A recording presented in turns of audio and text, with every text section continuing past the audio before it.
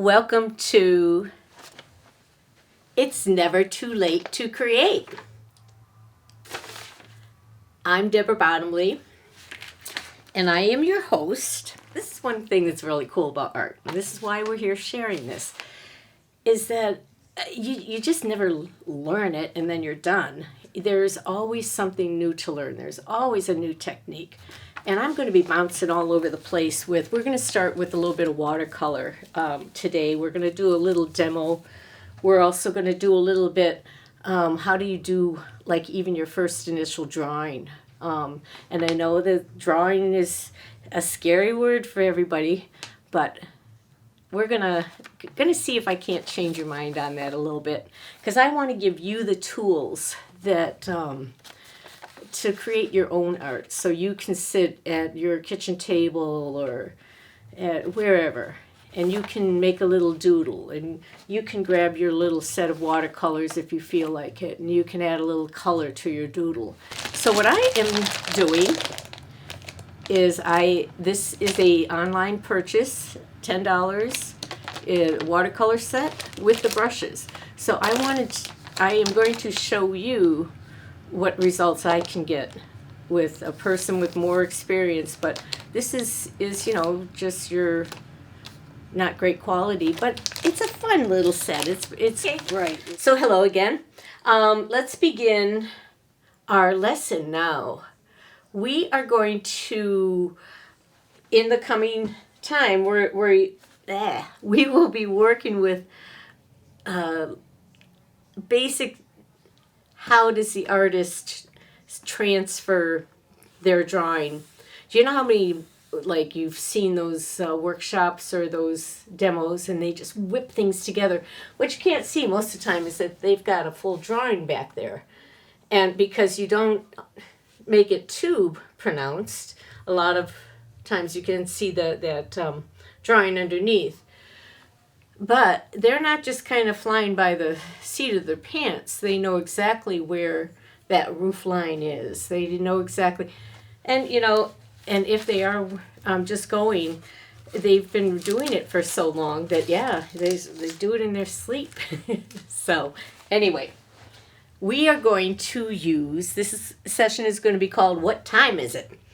Because we are going to use the clock to give ourselves our focus points and where do we want to go with some of those points.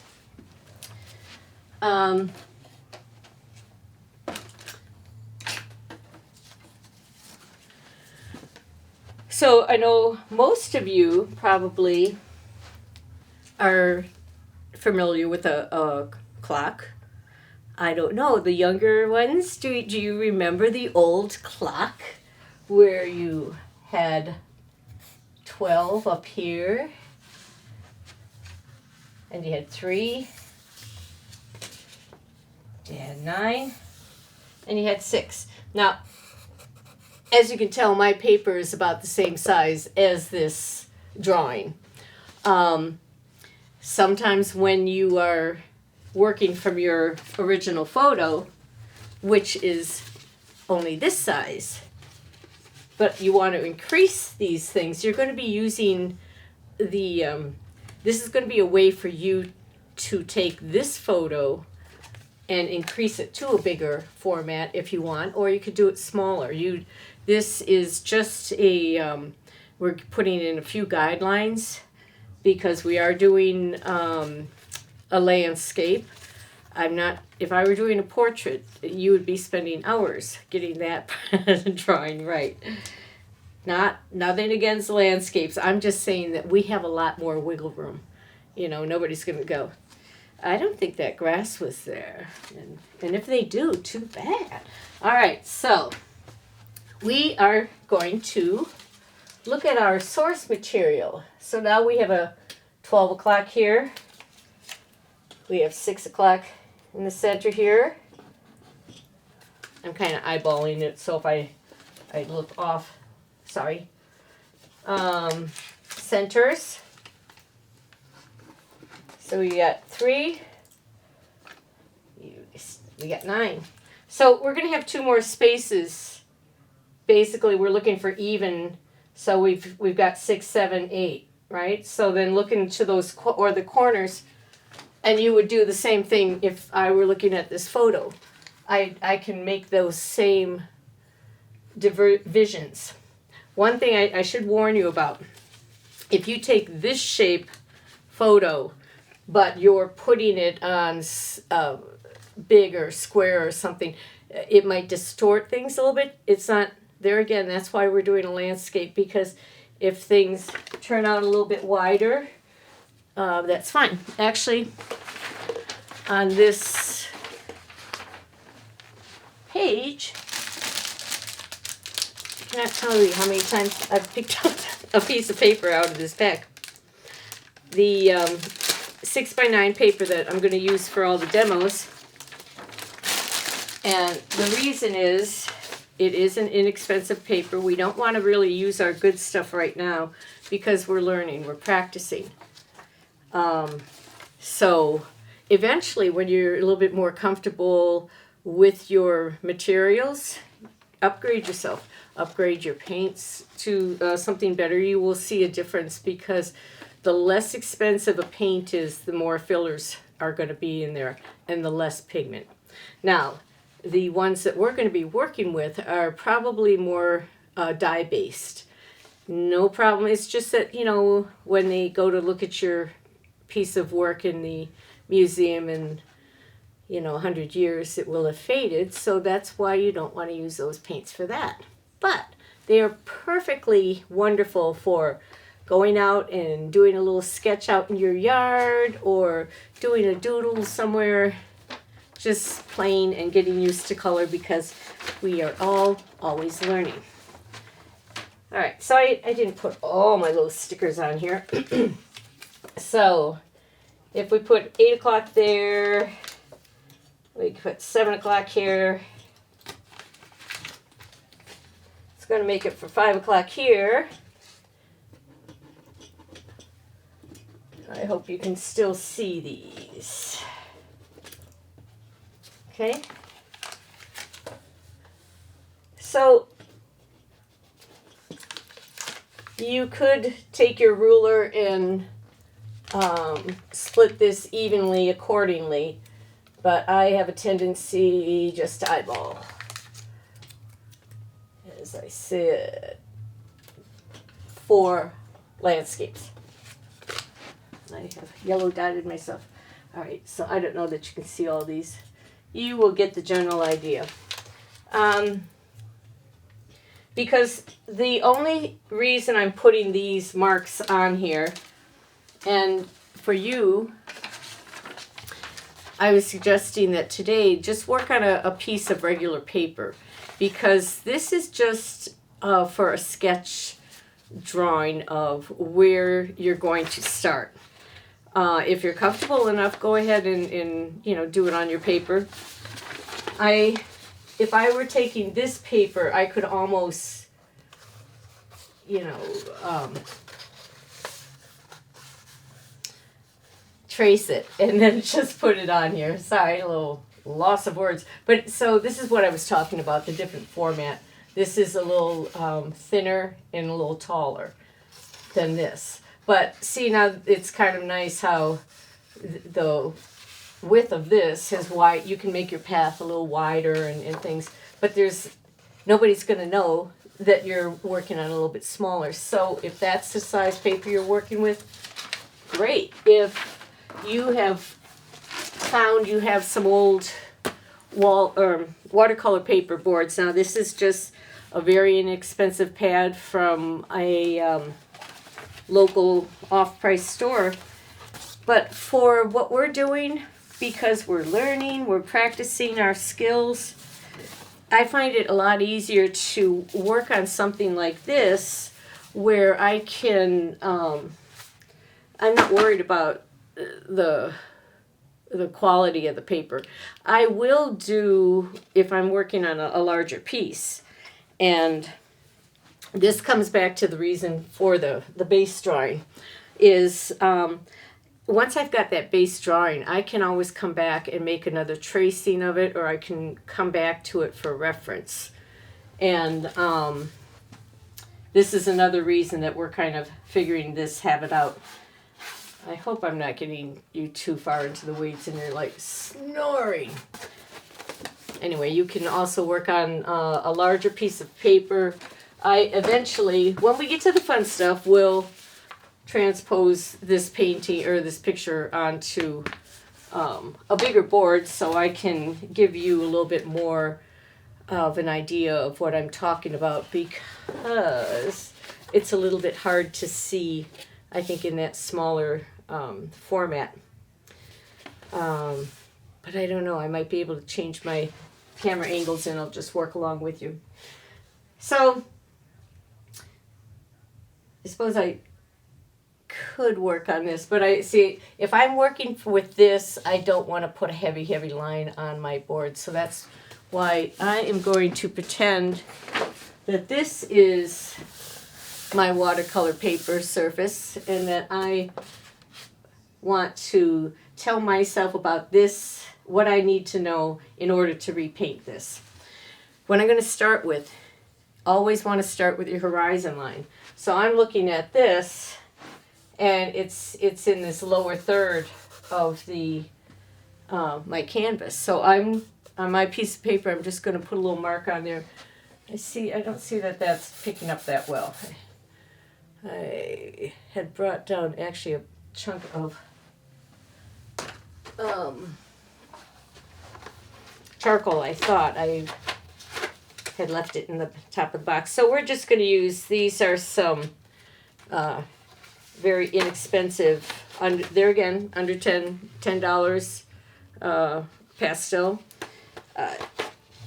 You know, it's great if you're just doing a little quick color study somewhere and you're not bringing your whole big kit, or you're just not in this area where you want to be dragging around a lot of expensive materials. Anyway, now what I'm doing on here is much darker and much heavier than I would do on my paper, but I'm doing this just to show you one of the techniques that you can use in order to start transferring a painting or a drawing. Excuse me. So what I'm going to do with this, I'm going to leave pretty much the composition the way the way it is.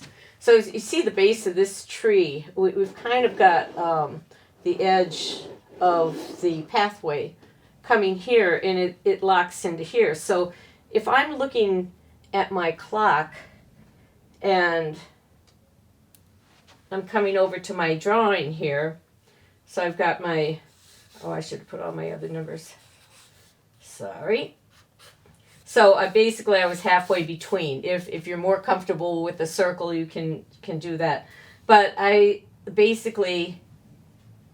going to just tell myself off into the edges. What I'm doing right now is I'm giving myself parameters. I am going to, now I definitely would not come up this strong. Oh, another thing too, when you are doing things like trees and, let's see, this is way to the top, too thick of a top, but sometimes don't forget that they're natural. They're going to bend, and there'll be all different kinds of sizes. Now, I'm not necessarily going to sit there and draw every single tree limb in there, because what I'm more focused on is I want to get that direction of where your eye is going to go down. I want you to come down this path. So I've got that other side marked that. I kind of have some underbrush there. So I'm kind of giving myself an idea where my darker areas are. When you look at things, and you want to do this for all of your images, you can look, and that's why you always see somebody holding up their pencil, or their paintbrush, or their knitting needle, whatever they're using as a straight edge, because we're looking for angles. So if I hold this out and I say, oh, this is the angle.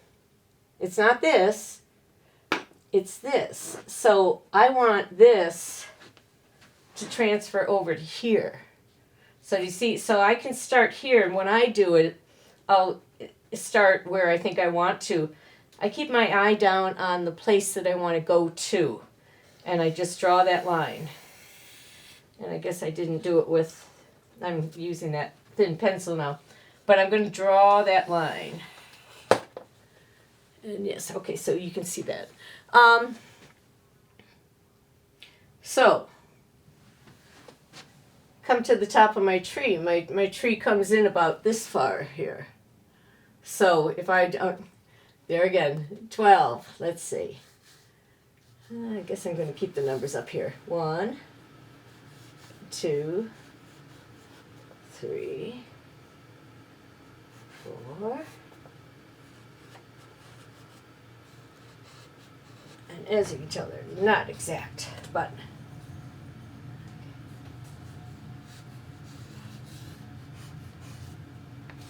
it's art. All right.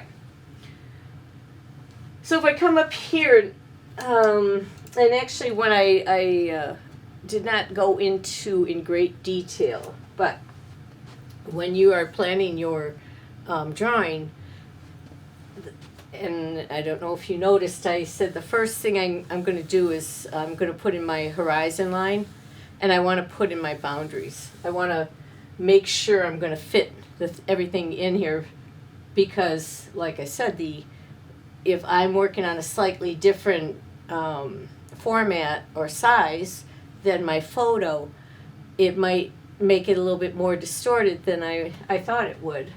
It's just something else to keep in mind, and I might be confusing you with that. So now, like, what we're looking for here is that straight angle. Now, as you can see, everything kind of bushes out. There is a curve to that space, but for the most part, right now I'm kind of looking to say, okay, well, wait, where am I coming from here to there? And so the other thing I would be indicating to myself is, because we're working with watercolor. When you're working with watercolor, traditionally you don't use white. A lot more people do these days.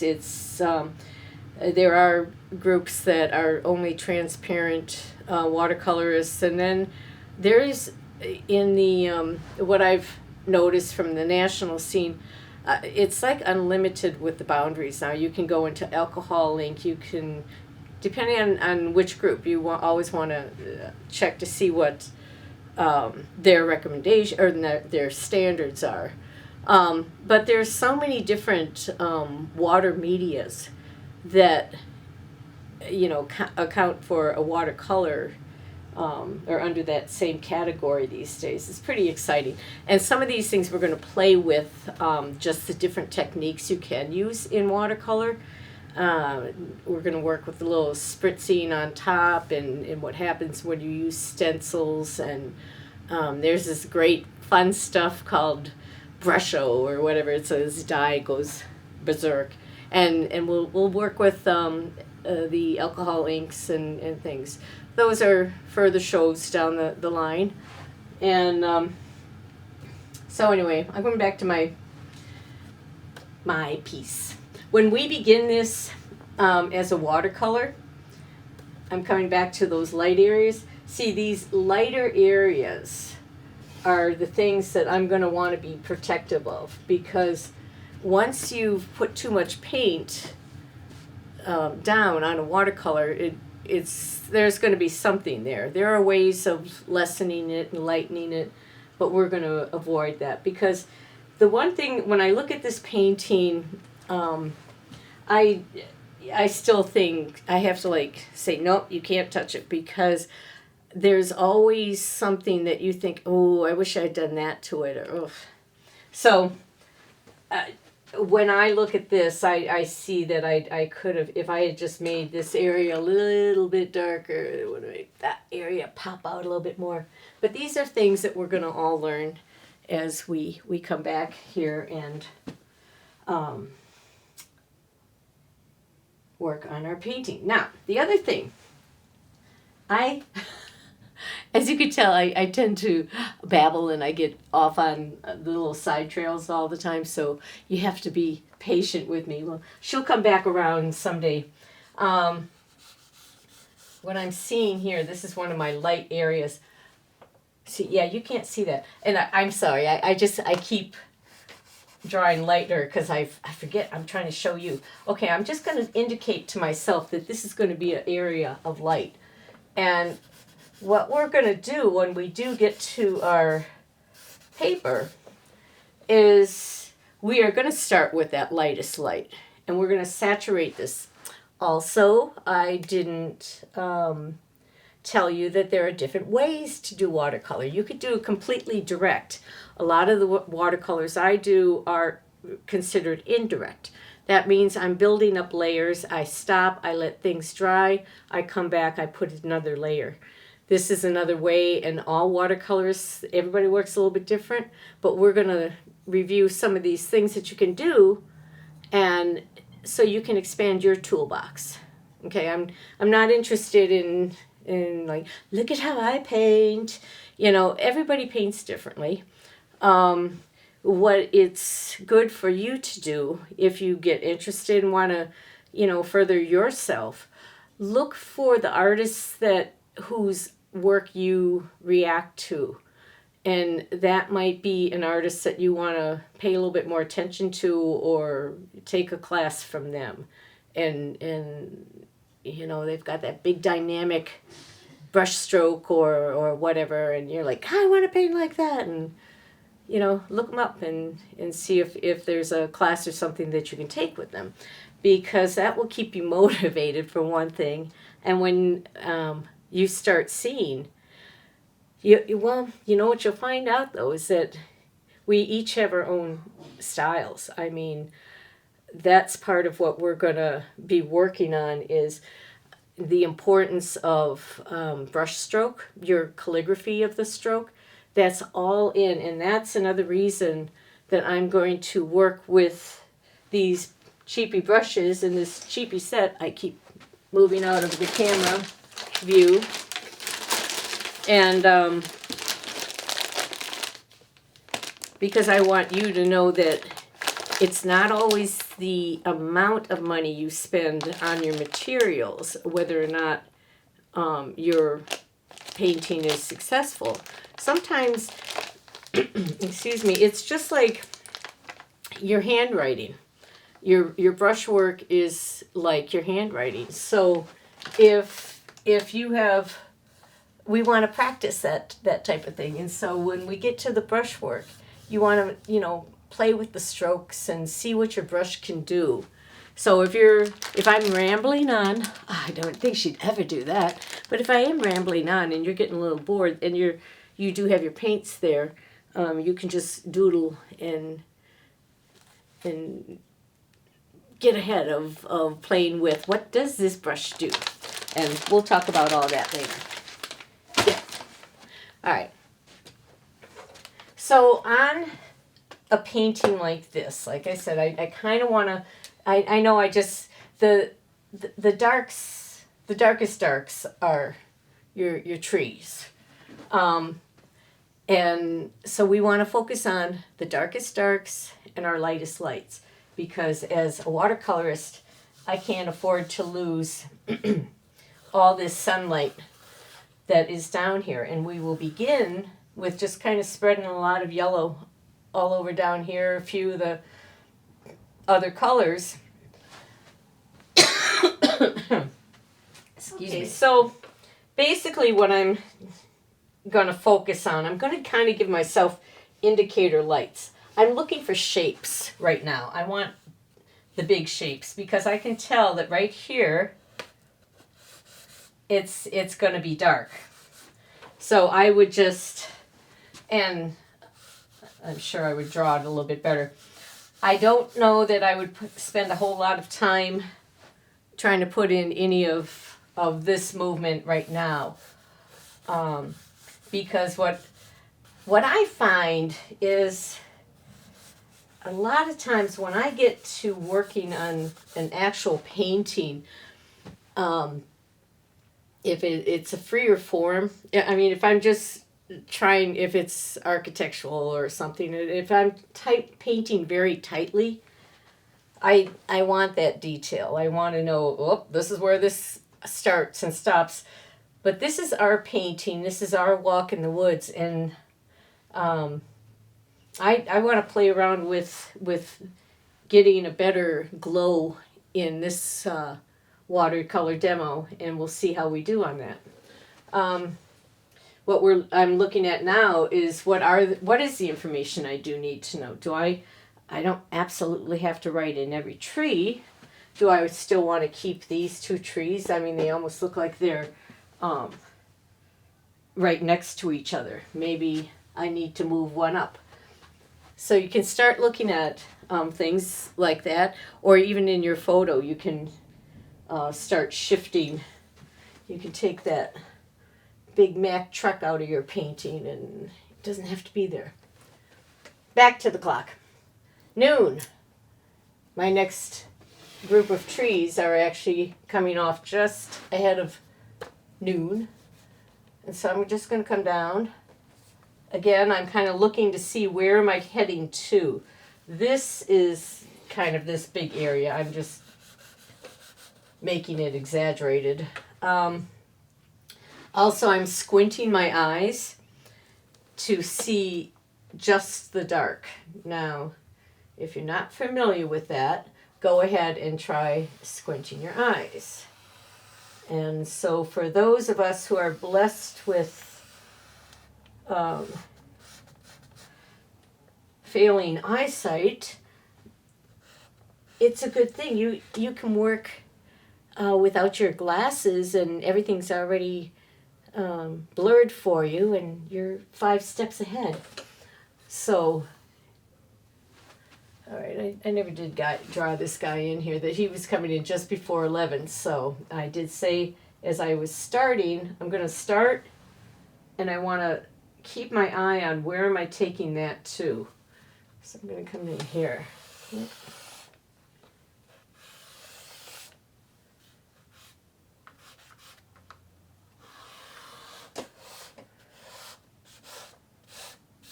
Now, this is actually, I'm thinking, well, this is really kind of bad, because this is not how I would actually draw my things in. I'd probably just kind of doodle them in, like a couple trees there, a couple that, and I'd keep my eye more on my photo. I'm not going to do a lot of drawing for this, because I do want to remember these are going to be my lightest trees right here, or bushes, whatever.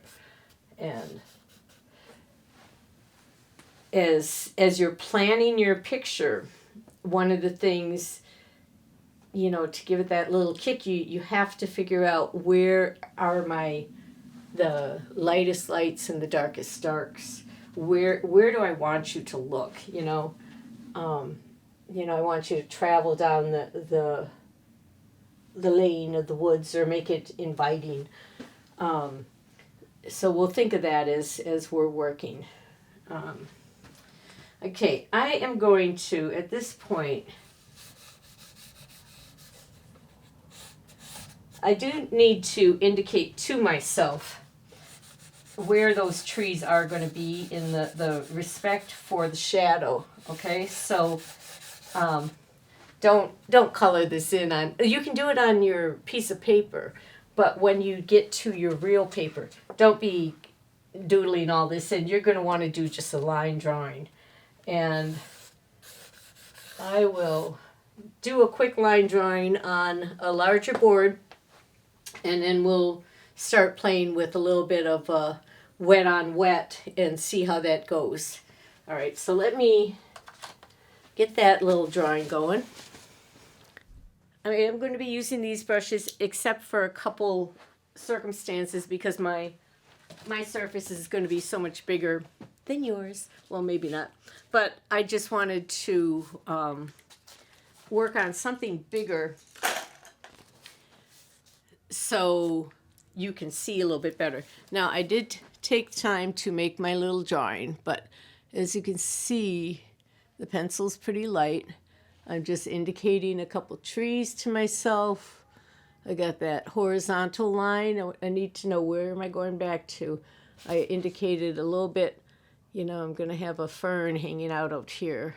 But I'm not putting a lot of information on here.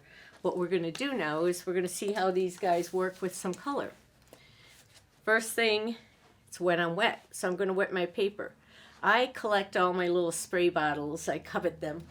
And from cleaning products, I have different bottles, different sizes for different uses. You can go out and buy, like, this is a nice little tiny one. This is great for if you're going outside or traveling. But, these were all old hair care, hair damage products. Cleaning products. So we're big recyclers. So if I can reuse something before it goes into recycling, I do. Sometimes the little sprayer gives out or starts sputtering so much, but I do have different sprayers that I know this one does a light mist and this one is inconsistent, and sometimes I want something that's going to be floppier if I'm just going to really wet my paper. One of the ways that you can wet your paper in that response is you could take your spray bottle and you're just going to lightly mist it. Now, I'm going to move in here a little bit because I want to see if you can catch the water as I'm doing this, so you can actually see what I'm... Let me hold it out a little bit further because I need to see the light too. I can't. That didn't work any well. All right, I'm going to... Right now, I kind of have it blobby. Do you see? So I want to kind of get that a little bit more even. I'm going to add just a little bit more water. So I am going to take one of my nicer, bigger brushes just to spread that water around. And I am just... Now, as you can see, do you see how my paper is pillowing a little bit? Okay, there's a good shot. That top area, there is the water that I have just, basically I've softened it down, or it's joining. Right now on this side, it's spray spatter and it's very uneven. So right now what I'm doing is I'm just going to even that out. When I get to the clips, normally I would open them, move them a little bit, and paint underneath there. Right now, I'm just running out of hands, so I'm not going to bother with all that. Unless I get in a rut, I could have to do it. So, my edges are a little bit drier quicker. So this is good things to learn and to know about your paper too. But what we're going to be starting here, this is a pretty wet surface. I'm going to drop some color in there because, as I told you, I wanted to get that sunlight in these areas. And actually, if you swish your eyes, it's kind of a curve of... And then you're coming back out, and then in here. So it's a whole whoosh. So we were talking about dropping the light in there before I babbled too much and I let my paper dry. I'll let you look at that again. See, it's very wet. It's not wet to the point where it's dripping too much, but it will if I start tipping it. The reason why I'm choosing to start with a fan brush on my bigger thing is because I want to cover more ground, for one, but I want that broken, and I just dipped into... I'm going to do this in a smaller version also, so you can actually see a little bit more what I'm doing. Now, I know that doesn't look very bright to you, but that's why we're going to be laying in these colors, and we're just going to let them, yeah.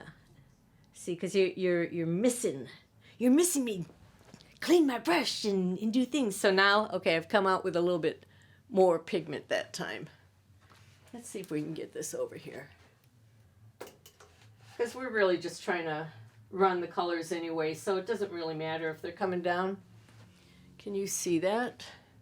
Probably not greatly. Now,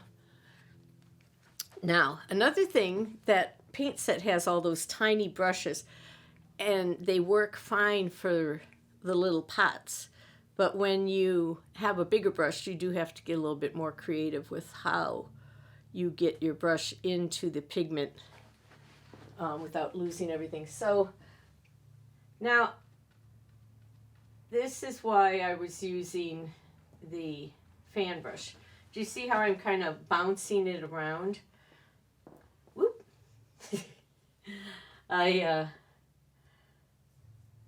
Now I'm going to the next. There's other colors of.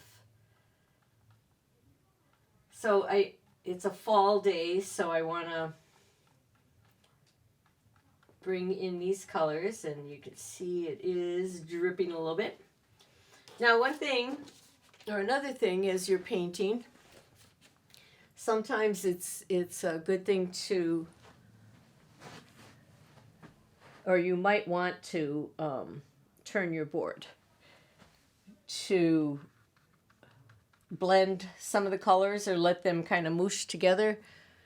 Yeah, I'm going to be doing a little bit more close-up work a little later, and you'll see what I'm seeing, because I don't think you're getting much out of this right now. But you can see my paper's nice and wet. And as a watercolorist, this is also something that you will become conditioned to or used to. Because, all right, I just need to get a little bit more color in here. All right, I'm stopping with that. This brush is from that set. It's one of the bigger ones. It's a 5/8. It's considered a flat. I probably moved you away from the focus there. A flat means it goes, this one's a little distorted. It's just flat, you know. Flat brush is great for rocks, great for that roof line, great for your tree trunks, and great for adding some color. So, all right, I've got that big tree trunk there. I'm going to start getting a little bit stronger. Now, the reason I pre-wet that palette was because I want to have easy access to pigment as I begin to paint. I don't want to have to keep stopping and wetting my brush and then getting into that pan.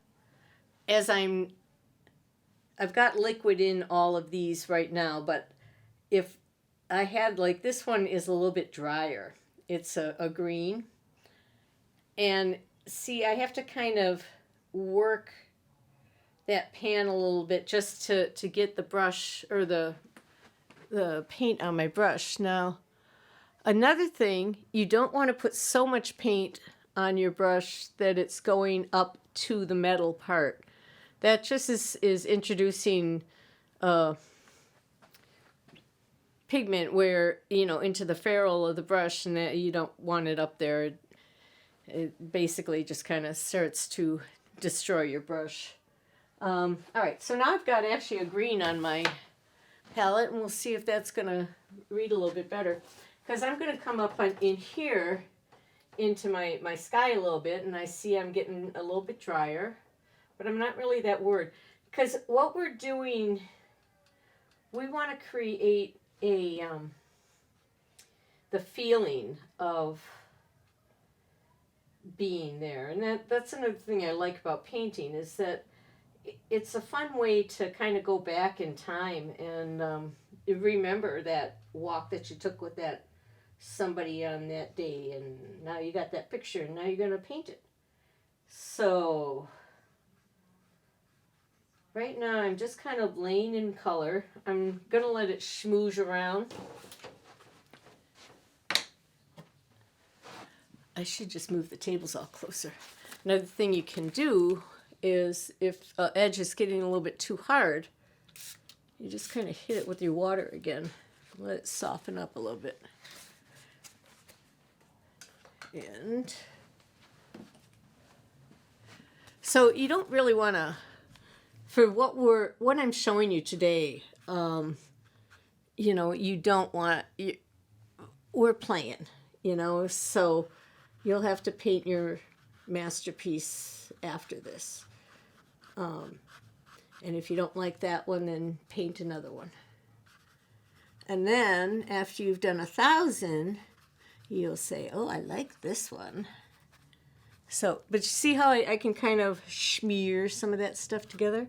And I want to create those areas of more bushes and less, and just that the way the colors can dance. Don't know why I keep pulling this over this way. Well, probably because I think that I should try to let you see it from this side. All right. In other demonstrations, I'll be able to get you a little bit closer to what I'm actually doing. And with watercolor, like I said, the fact that something like this, where we're starting really kind of runny, at times you're going to have it come back in. Now I'm just laying in color. I'm not really, I'm kind of going to surprise myself. I'm going to lay in some colors. I'm going to find out what I end up with, because as I said, we're going to draw or paint this in a couple stages. We're going to let it dry in between. Let's see how I'm kind of coming in where I think I might have a tree. And this is why I'm kind of funny about, actually, I will think, oh, I don't need to draw that many lines. I don't need that information. And then I will get to the painting and I'll say, oh, wait. So sometimes it's good to have more information than you think. But there again, it all kind of depends on how you end up working yourself, because we all kind of pick up our own little ways of doing things. And I think the more that you listen or see other people doing what you're trying to do, you always pick up something from them. They always have some kind of little word of advice. Now, if you can see up there, maybe I'll just come back over to you. I want to show you the difference in the, up here, do you see how that brush stroke is? That's called a dry brush, because do you see how my paper has dried in that edge? Oh, this is quite the demo, I tell you. All right, that's not going to show you. I can see it. All right, I'm just not picking that up right now. I told you I'm losing my light. But this is considered a dry brush mark. My paper is basically dry in this area. So I have this wet brush and I'm coming in, but I can get those nice, see how I just kind of, but I'm floating the brush. I'm not putting a lot of pressure. I just want to drop that pigment onto my canvas. So isn't it lovely? It's coming along. So we're just going to fill this whole area. And some of these I can already tell they're a little bit too strong. And what we're going to do is, once this is done, and Deb stops saying, then we can come in with our next layer. But I am going to find a sky color. Now I did find that the sky colors here were a little bit, I've not supposed to do that, you know, don't put that in your teeth. All right. Can you even see what I'm doing?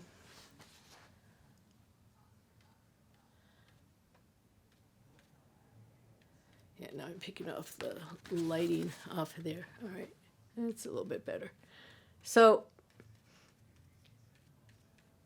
the fact that I am dropping a blue onto, and I've got oranges up here.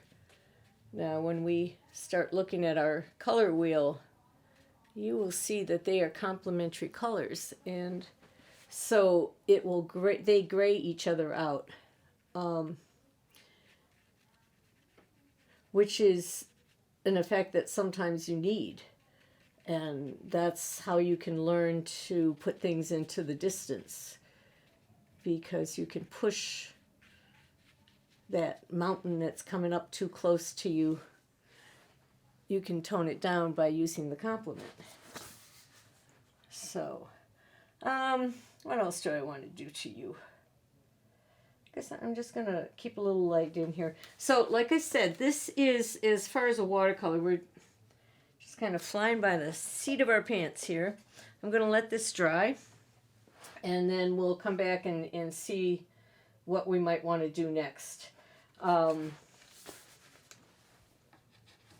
This could get worked a lot more. You can drop in as much color as you want at this point, because we can always, sorry folks, I'm losing this light. I'm probably gonna, now because I'm holding this up, I've been letting that, I had a lot of yellow in there, but it's been turning orange because I'm holding it up like this. So, are we going to panic? No.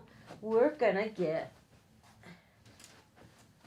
our next tool, which is our little handy dandy roll of Viva.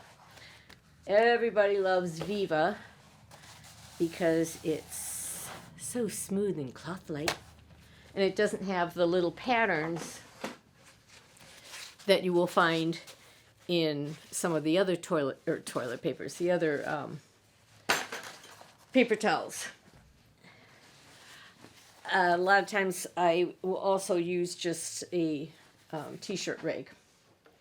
But what you can do sometimes is you kind of squish this up. You can go into certain areas and see how I just lightened that. This is also, let me put my road up straight. See how I can kind of blot that back out? So, I know these colors are probably hard for you to see because they're very faint, which is what we wanted, because we want to try to create that light in the forest. And I think I'm probably, I just need more color on the edges there. And however you do blop your paint or your colors in there,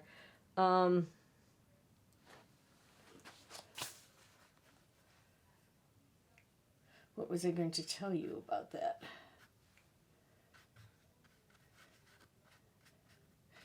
I am your typical artist where I have we don't all talk and paint at the same time because we're thinking, which is a good thing.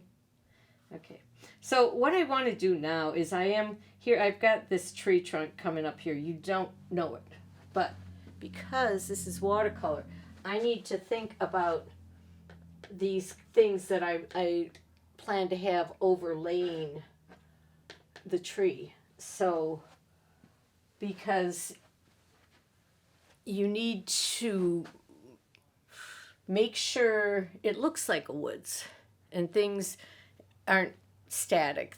Everything kind of tumbles and, you've got greenery everywhere and things.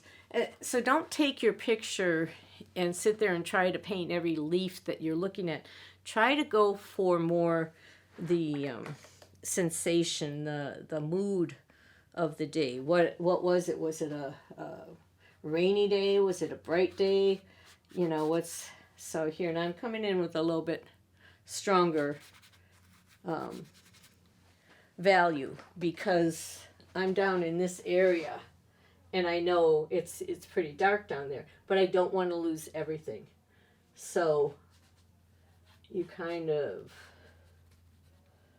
want to keep sure, listen to me. You want to make sure that you are protecting the areas that you need to, and you save your whites. But some of these areas, like these little side edges, we're gonna soften the edges so they more are vignette, because we don't want your eye to come over to the edge of the painting. You want people to look at the painting and not.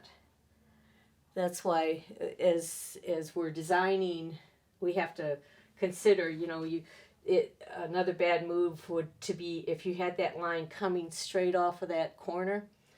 You wouldn't really want to. It kind of just draws them out of your painting. So those are the kind of things that we'll look at. See, and I don't know, can you see those drips? I think that's so cool. It's so much fun.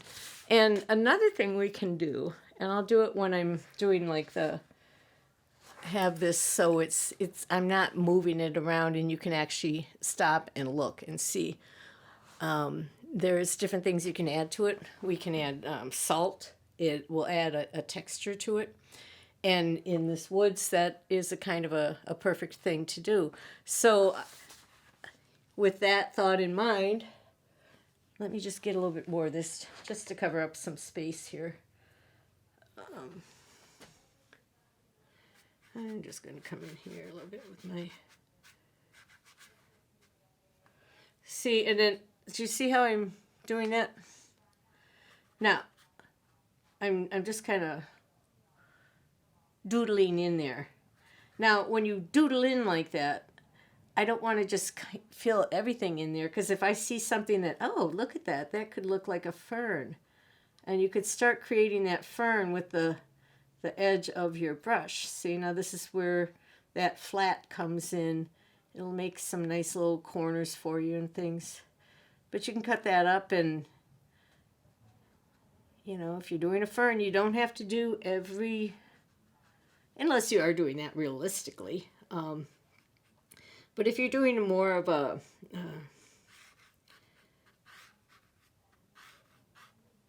I don't know, the emotion of it or the value of it. Listen to me. I'm getting distracted. The sun is starting to hit and reflect on things on that side of the wall. So anyway, we're going to stop there, let this dry, and then we'll come back and take a look at what's going on.